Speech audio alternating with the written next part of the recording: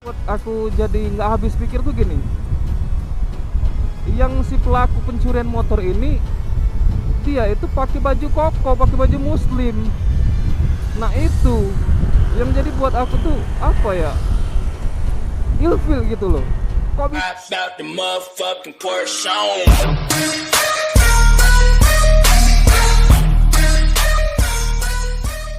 Bismillahirrahmanirrahim. Welcome back to my channel Maulana Fatih, and don't forget to subscribe, like, comment, and share my video. And I hope you get the benefit impact from my video.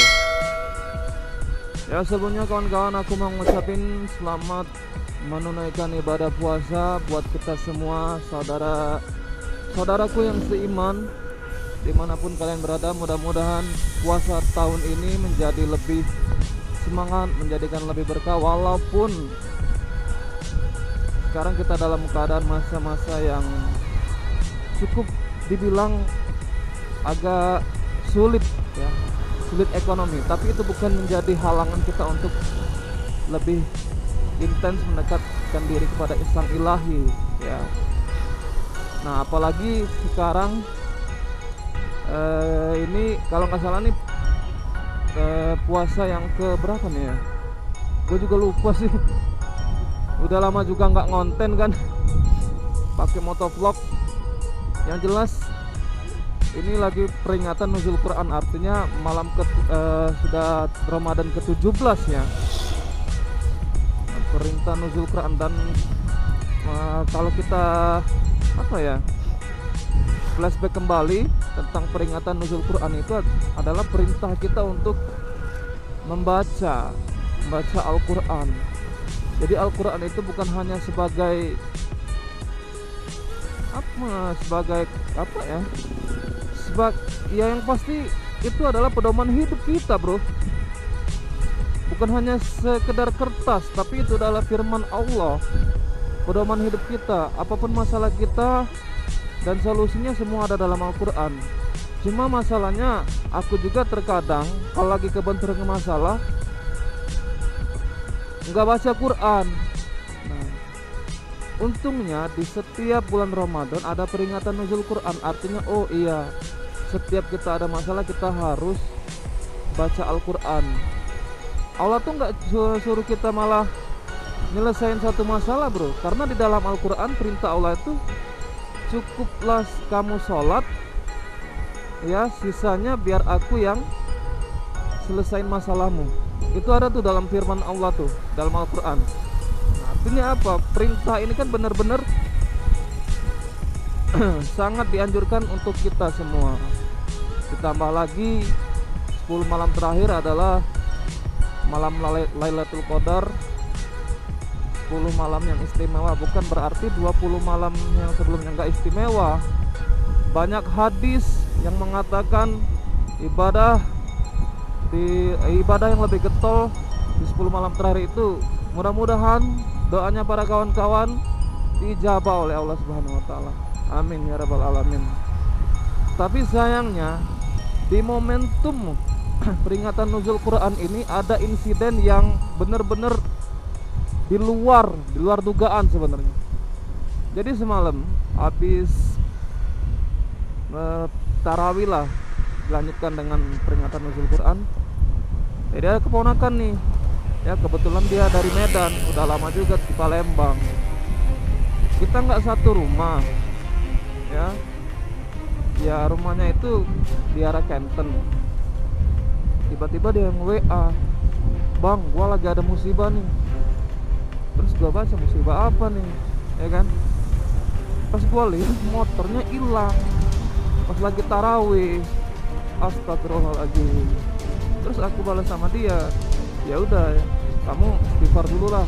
Terus aku bilang sama dia, kamu udah lapor polisi belum? Udah bang. Untungnya di masjid itu sudah ada CCTV. Nah ini yang menjadi bukti untuk laporan di kepolisian nanti.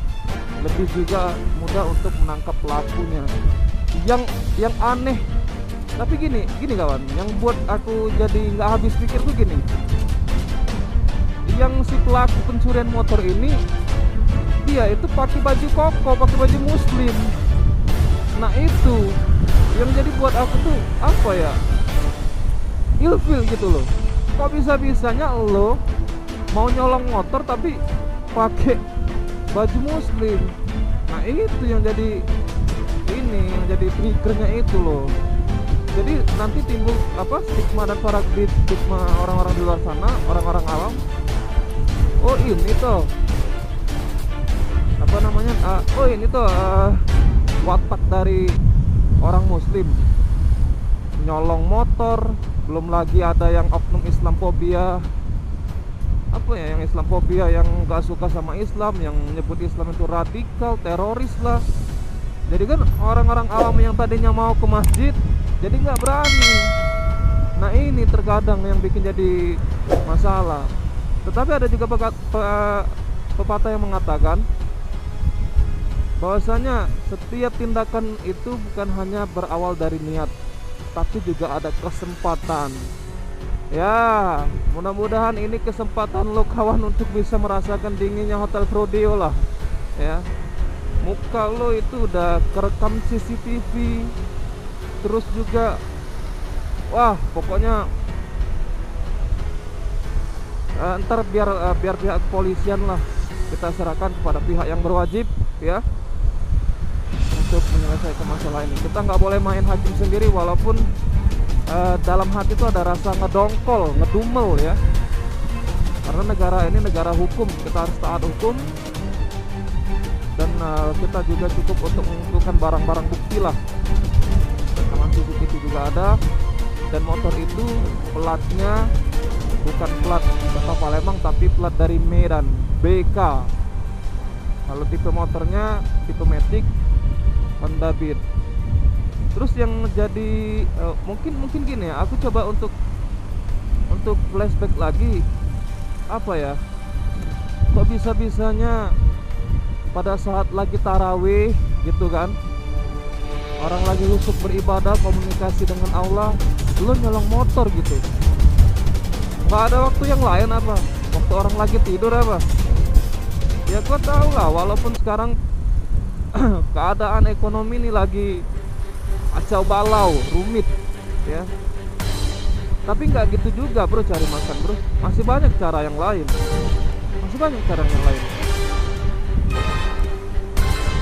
Jadi apa ya? Jadi kernet apa atau apalah, pokoknya yang halal lah. Lo juga nyolong motor itu nggak aman bro. Beneran, serius. Hati lo jadi nggak tentram gitu. Dan nanti aku bakal kasih videonya ke kawan-kawan, detik-detik di mana kronologi pencurian motor di saat lagi tarawih. Oh ya, persisnya lokasi kejadiannya itu di Masjid Al Hijrah, Canton City. Itu tuh. Untungnya si ponakanku ini dia cepet-cepet lapor ke polsek setempat. Jadi mudah-mudahan cepet diproses lah. Ya, dan juga kedepannya untuk lebih waspadalah untuk para pengguna roda 2, kasih kunci tambahan biar lebih aman untuk menjaga barang kita dari kemalingan. Dan aku pernah teringat loh kawan, tentang kisah di zaman sahabat. Jadi ada sahabat pada saat itu datang ke masjid untuk ibadah. Waktu itu belum ada motor. Jadi pakai onta tuh kan. Masuk nih salah seorang sahabat masuk ke masjid nih. Belum sempat untuk masuk ke masjid, ditanya juga sama siapa tuh, kalau nggak salah Umar bin Khattab atau Abu Bakar As-Siddiq tuh.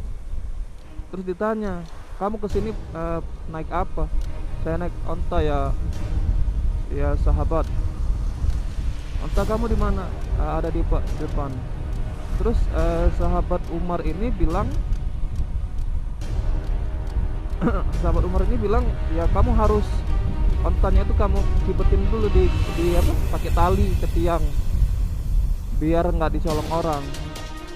Nah, dari situ kita bisa bisa tarik kesimpulan untuk urusan ibadah aja kita harus disiplin. Walaupun menurut logika kita nggak mungkin lah kalau kita ibadah itu orang mau nyolong. Bro, kita manusia ini lahir diberi akal oleh Allah, makanya gunain akal. Jangan gunain akal itu untuk hal yang negatif. Guna akal itu gitu loh, untuk kita tuh bisa lebih berpikir kritis gitu kan. Untuk hal ibadah saja ya kita harus lebih kritis gitu loh ketika kita bawa kendaraan. Oke lah, kalau masalah sendal mungkin lah masih bisa dimaklumin lah untuk colongan sendal, tapi ini motor bro, lo keterlaluan banget sih.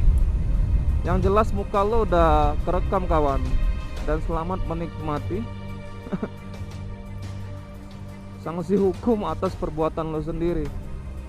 Kita nggak main hakim sendiri ya, kita nggak main hakim sendiri. Kalau seandainya kemarin kejadian semalam itu ketahuan ya, udah habis dihajar massa,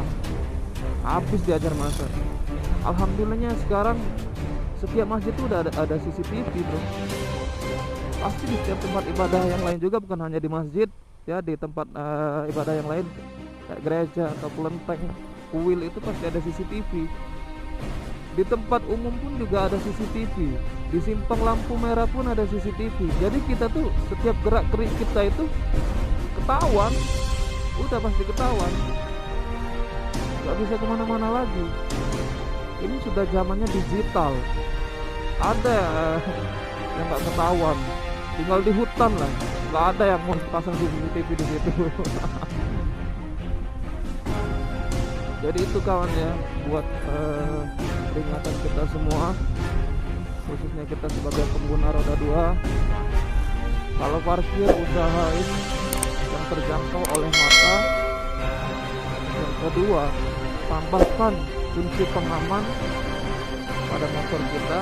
Yang ketiga, ya kita bismillah lah. Pertama tuh